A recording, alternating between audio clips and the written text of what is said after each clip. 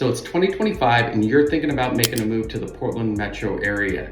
Well, we've helped thousands of people do that exact thing over the past couple of decades, and what I thought might be the top considerations that people make didn't even come up when I recently spoke to some of my past clients. So what I've done is I compiled a list of the 7 top considerations to make when moving to the Portland metro area. Let's get started. So the top 7 things to consider when moving to the Portland metro area in 2025. And make sure you stick around for the last thing I'm going to talk about because it's going to be the most controversial. It's going to be what the media has spoken about the most when talking about the Portland metro area. And I want to make sure I set the record straight on. So number 1, cost of living. So I can't talk about the cost of living here in the Portland metro area without talking about the housing prices. So depending on where you are coming from, it can either be a pro or it can be a con. Just like every other major city on the West Coast, the average price point is higher than the national average here in the Portland metro area. So if you're moving from Los Angeles or Seattle and you're moving to the Portland metro area, you're gonna think, hey, these prices are great. I can get a lot more house for my money here. If you're moving from, let's say, North Carolina or Texas, you're gonna think, oh my gosh, these prices are super high. You know, I can't get quite as much house as I can as where I was coming from. So it can be either a pro or a con depending on where you're coming from. But with that said, we do have pockets of high cost areas and low cost areas. So you can move to places like Westland or Lake Oswego where the average price point is almost $1 million, or you can go to Southeast Portland or the Gresham Troutdale area where the price point is going to be $500,000 or below. So we do have a wide range of areas and price points that are available here in the Portland metro area to fit your needs. Other things that are going to affect your cost of living, like things like utilities. I found after doing a little bit of research that the cost of utilities are going to be pretty much in line with the national average. So you're not going to spend more for utilities, for your gas, your electric, and your internet bill than you are in other states around the. And transportation costs is something else to consider to throw in with cost of living. If you're able to utilize our public transportation system called TriMet, you can actually save quite a bit of money over owning your own car, you know, paying for the car, paying for gas, paying for maintaining that car, and paying for parking downtown. Instead of doing all that, because all that can add up on a monthly basis, but if you can utilize our public transportation system called TriMet, you can save quite a bit of money. And TriMet includes the light rail system that goes to a lot of the cities around Portland, including Vancouver, Washington over the bridge. It also has a robust bus system, and it's got a streetcar in downtown Portland. So if you're looking to save a few bucks, think about utilizing our public transportation system. So another thing to add into the calculation of your cost of living here in the Portland metro area is going to be taxes. So one of the notable upsides to living in Oregon is going to be no sales tax. So you're not going to get taxed on the goods and services that you purchase in our state. With that said, we do have a income tax that is on the higher end. So if you're moving from a state with lower income tax than we do have here in Oregon, make sure you budget that in. So the taxes could be a pro or a con depending on which state you are moving from. So before moving to the Portland metro area in 2025, it's a good idea to outline your expected expenses so that you can come up with your budget. And there's online tools and calculators that you can do that can compare the cost of living from Portland to whatever location you're moving from so that you can accurately know your budget. And depending on your budget, we'll be able to figure out what area is best for you to live in so you can still have all the amenities that you're looking for, but you can live in a place that has more affordable cost of living to fit your lifestyle and needs. And number 2, the job market. The Portland metro area is home to a diverse and evolving job market. It includes everything from technology and creative sectors to healthcare and manufacturing and sustainable energy. This diversity means that there's a lot of opportunities no matter what your previous job experience may be. And the tech scene is really growing here in the Portland metro area, and it's bolstered by startup companies, and there's a lot of work from home opportunities if that's your kind of thing. Companies in the software and hardware and IT sectors are increasingly establishing a presence in the region, offering opportunities to skilled professionals in the technology and innovation sector. Portland's strong arts and culture scene fuels jobs in design and media and advertising and entertainment. The city's reputation for creativity often attracts freelancers and entrepreneurs entrepreneurs, and this really creates a vibrant gig economy alongside traditional roles. And there continues to be a steady demand for advanced manufacturing, logistics, and skilled trades. Industries such as materials handling, construction, and specialized trades continue to be vital to our economy. And they provide opportunities for those with technical skills and certifications. With a commitment to environmental sustainability, Portland is seeing a growth in green energy, environmental planning, and related sectors. Initiatives focused on renewable energy and sustainable urban development are creating new jobs and career paths. And the healthcare sector is robust, encompassing hospitals and clinics and research facilities and elder care services. There's educational institutions like OHSU and research centers in the metro area. And they all contribute significantly to employment, from teaching to administrative roles. So as a transportation hub here in the Pacific Northwest, Portland benefits from strong logistics and warehousing and distribution networks. This aspect of the job market and our economy is particularly relevant if you're considering careers in the supply chain management or transportation services. So to summarize what we've been talking about regarding the job market here in the Portland metro area, there are ample opportunities across a variety of different sectors.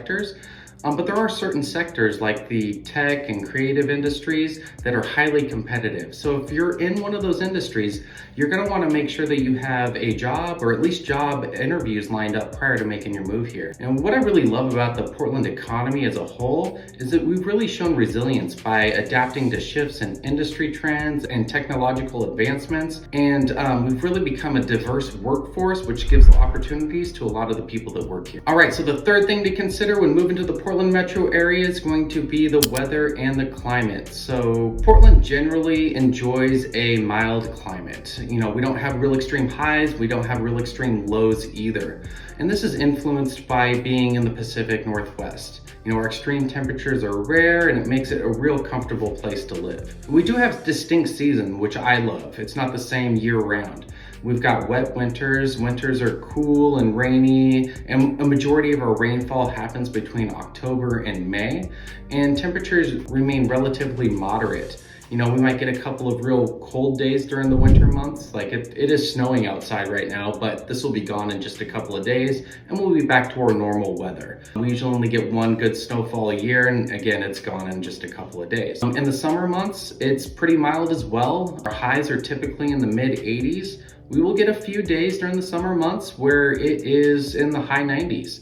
But again, it's only for a couple of days and then it's back to relatively mild weather. And this mild climate that we do have is why so many Oregonians love the outdoors. You'll be hard pressed to find somebody who lives in the Portland metro area who isn't spending a lot of time out enjoying our mild climate. So like I was saying, the rainfall patterns here in the Portland metro area are typically between October and May. And we really only have limited snowfall here. It is snowing outside right now, but it'll be gone in a couple of days, and that's how it works. We have a couple, it's usually every February over the past several years. My kids were just complaining, hey dad, we're not gonna get any snow this year. I was like, wait till February. Voila, we've got snow.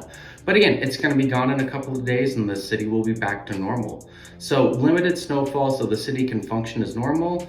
Fortunately, if you do love snow, you are a snow lover, we're only about 45 minutes away from Mount Hood. So if you do like the snow, you can head on up there and enjoy it.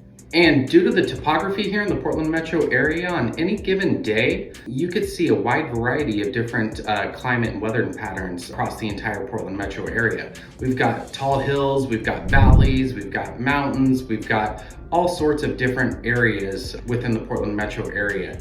So depending on what kind of climate you like personally, I could help you find the right spot for you in Portland metro. Another thing that we've had to worry about recently is the air quality and wildfire smoke during the summer months. This is something that I didn't experience as a kid as much. I'm a lifelong resident of the Portland metro area, and I didn't experience this much as a kid, but it seems like year after year during the summer months, we are having to worry about wildfire and the smoke that's caused from those wildfires affecting our air quality.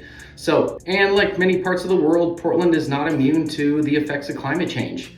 Our residents and our city planners are increasingly focused on sustainability and adaptation strategies. Don't know why I can't say that word, particularly in response to the changing precipitation patterns that we're seeing here and the potential for more extreme weather events. Before getting into the final few things to consider before moving to the Portland metro area, I do want, if you're liking what you're hearing, please go down, hit the like button, subscribe if you want more information just like this. And if you have any questions, any specific questions, feel free to reach out to us, email us, call us, text us, whatever it takes, just reach out to us. We'd be more than happy to answer any questions that you have. And the fourth thing to consider before moving to the Portland metro area is gonna be our transportation options and our traffic that we do have here. So Portland's primary public transit agency operates a comprehensive network of buses, and our MAX light rail system, and streetcars, which serve both, Portland proper and the surrounding metropolitan area.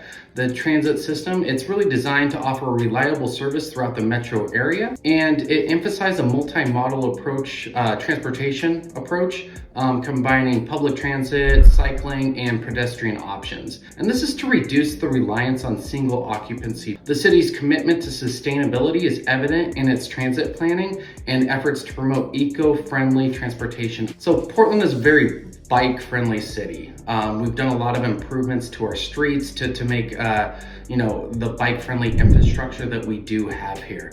And we are well known and recognized for our well-developed network of bike lanes, our dedicated cycling paths, and our bike-friendly streets. And we have, the city also supports initiatives like bike sharing services, and it really makes cycling a viable and popular commuting option, other than, driving in a car by yourself to where you need to go. Portland's also become a place, we have some great areas that you don't need a car at all. So many central Portland neighborhoods are highly walkable with accessible sidewalks and pedestrian-friendly streets as well, particularly downtown or like the Pearl District as well. So I touched on this a little bit earlier before as well, but I wanted to go a little bit more in depth regarding traffic congestion and kind of the rush hour challenges that we have here in the Portland metro area. And despite the robust transit options that we have with the city being so walkable, and we have a lot of biking, bike friendly, and then also the great public transportation that we have, many of our commuters do experience traffic congestion during the peak rush hour, especially on major freeways like I-5, I-205, and I-84. If it takes you 15 minutes to get somewhere on one of those highways, not on rush hour, it might take you 45 minutes to an hour during rush hour. Beyond that, finding parking in popular urban areas like downtown or in the Pearl District can be super challenging and honestly really expensive. And it really enforces the appeal, finding the alternate mode of transportation, whether it be biking, walking, or using public transportation. Fortunately, Portland continues to invest in expanding and modernizing its transit network with potential expansions of light rail services and improvements to its bus rapid transit corridors. Plans for traffic management and congestion reduction initiatives are a part of broader efforts to improve regional mobility. And let's dive into these a little bit, the diverse personalities of the different neighborhoods in the Portland metro area. So Portland's neighborhoods range from urban hubs with a vibrant arts and nightlife scene to quiet tree-lined residential areas ideal for families. Whether you're drawn to eclectic, creative districts or more traditional suburban feeling communities, there's a neighborhood to suit all these different styles. Let's talk about downtown in the Pearl District. They're real well known for their dynamic mix of historic architecture and modern developments. And these areas offer upscale living, and trendy restaurants and art galleries and, these real thriving nightlife spaces. A lot of these buildings are former industrial or warehouse districts. They've been transformed into trendy spaces with lofts and boutique shops and co-working spaces, reflecting Portland's innovative spirit. Now, if you want to live in more of like a creative or eclectic area, the Alberta Arts District or Mississippi Avenue or, the Clinton neighborhood, those areas are really celebrated for their street art, their independent businesses, and their creative energy. They often host local events, art walks, and community festivals that foster a strong sense of local identity. Now, if you want more of a family-friendly or residential neighborhood, you might check out the Selwood or Moreland area, Irvington, the Beaumont-Wilshire area. They offer quieter, more residential settings with well-kept parks, schools, and community resources. They're popular among families seeking a balance between urban amenities and more relaxed neighborhood feel. Many of the neighborhoods in Portland have rich histories and cultural influences, and some areas, really reflect the city's diverse heritage, offering a mix of cultural traditions and local markets and community spaces to celebrate that multiculturalism. In certain neighborhoods, they're experiencing rapid change due to gentrification. And this transformation can bring modern amenities and economic opportunities, but it also may lead to, rising housing costs, shifting community demographic. You should really research the local trends to find an area that aligns with your preferences and your budget. And the Portland neighborhoods, they're really well known for their strong community involvement. Local associations, neighborhood events, farmers markets, and block parties, they're super common, and they really foster this sense of belonging and allowing residents to contribute to the community's evolution. And the sixth thing to consider before moving to the Portland metro area in 2025 is the culture and lifestyle. So the city boasts a thriving local arts community with numerous galleries, independent theaters, and live music venues all over the place. There's frequent art walks, there's music festivals, and community performances that really highlight the city's commitment to creative expression. And we can't talk about the Portland culture without talking about the Portland food culture. And Portland's food scene, it's really celebrated for its innovative food trucks, its farm to table restaurants, all the craft breweries that we have around, the artisanal coffee shops that we have. And there's a real strong emphasis on locally sourced, sustainable ingredients, and it supports a diverse array of dining options. If you're looking for an upscale eatery to a casual street level vendor, there are plenty of options for you. So this one probably won't come as a surprise, but part of our culture is also our sustainability and our eco-friendly living. And we are a leader, Portland Metro as a whole is a leader in green initiatives. And this is really reflected in our extensive network of parks and bike lanes and community gardens. We are really committed to reducing our environmental footprint through recycling and composting, and we're really active participants in our local sustainability programs. So one of the great cultural things about the Portland metro area is our DIY and independent spirit. We really embrace the motto, keep Portland weird, and the city prides itself, and the metro area prides itself on our strong do-it-yourself ethic and support for independent businesses, locally owned independent businesses that we have here. This culture is really evident by the proliferation of, vintage shops and local artisans and niche boutiques and community-run events. And one of the great cultural aspects of the Portland metro area is that we're known for our progressive, inclusive atmosphere, and we really foster a community where diverse lifestyles and viewpoints thrive, through grassroots activism, community organizing, and local initiatives. These are all key elements to the city's social fabric. Another aspect of our culture here in the Portland metro area is our love for the outdoors and that style. We are in such close proximity with nature. We enjoy a wide range of outdoor activities, and that really includes hiking and biking and water sports and going up to the mountain. We're still close to the coast as well. We just love being outside here with our mild climate. And our cities and our metro area's commitment to maintaining green spaces and easy access to the outdoors, it really plays a significant role in our lifestyle and our community identity. And kind of the last cultural aspect I want to talk about today is going to be the kind of community engagement and the local events that we have. I've touched on some of these already, but really just wanted to highlight them again. So we do have neighborhood events and farmers markets and local festivals, and these all serve as important communal gatherings that reinforce Portland and the metro area's tight-knit, community-oriented vibe that we have here. These events that I talked about, they really celebrate everything from our local food to the music to the art and cultural diversity. And it really creates a strong sense of belonging amongst all of us. Okay, before I get on to the seventh and final thing that you should consider before moving to the Portland metro area in 2025, I want you to take a moment, hit the like button, hit the subscribe button, go ahead and turn on the notifications so you get more of our videos. And also, go ahead and throw in a comment as well. Let me know what your favorite thing about this video was, or if there's something that you want to hear about in the future. Let me know what that is as well, and I'll go ahead and compile the data needed and go ahead and do another video for you down the future. So take a moment to do that, and then we'll get on to number 7. All right, so the 7th thing that you should consider before moving to the Portland metro area in 2025, probably the thing that's the most controversial and the thing that gets talked about the most amongst media outlets, is going to be crime and safety. Okay, so over the past few years, you've probably heard a lot in the media regarding the crime and safety rates in the Portland metro area, but I kind of wanted to break it down for you so you kind of had a reality from somebody who actually lives here, what the reality is regarding crime and safety in the Portland metro area. So first of all, crime can vary significantly depending on the neighborhood that you're in.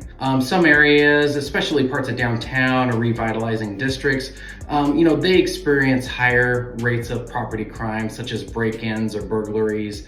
And then, residential or suburban neighborhoods, they remain relatively safe. It's probably going to be useful for you to review local crime maps and statistics to kind of get a sense of trends in specific areas of interest. And then we also got to look at the difference between property crime and violent crime. So like many other major cities and urban areas, Portland tends to report more property-related crime, like theft and vandalism, than it does violent crime. And while violent crime does occur, don't get me wrong, it's generally less prevalent than when compared to property crime. And there are some, socioeconomic factors to consider when looking at all the data. So there are issues such as homelessness and mental health challenges and substance abuse that can sometimes correlate with certain types of crime in urban areas. Community and local government initiatives are ongoing to address these underlying factors through outreach and social services and community policing programs. And these community policing and safety initiatives that Portland has really embraced, they're aimed towards building trust between law enforcement and the local residents in each community. Neighborhood watch programs and community groups are active in many of the areas. And they really work alongside police to enhance safety and provide localized support. And like I said before, you probably heard of Portland's crime and safety and what's going on here in the media. But honestly, media coverage can sometimes create perceptions that don't fully reflect the broader statistical picture. I encourage you to consult an official crime reports or, maybe call the local police for data, just to kind of get a more accurate assessment on what's going on in Portland regarding crime and safety. Safety is often a matter of perspective. And while some may feel uneasy in certain urban areas, many residents that live here in the Portland metro area, they report a strong sense of community and personal safety. And of course, like with any major metropolitan area, you're gonna want to take common sense precautions like securing your personal property, be aware of your surroundings, and avoid poorly lit areas at night. And all this can help mitigate the risk to your safety. And there you have it, the top 7 things to consider when moving to Portland, Oregon in 2025. If you have any questions or you need any assistance whatsoever, give us a call, shoot us a text, or shoot us an email. We'd be more than happy to help you out. Again, I'm Stephen Dyer with the Sadle Home Selling Team. Thanks.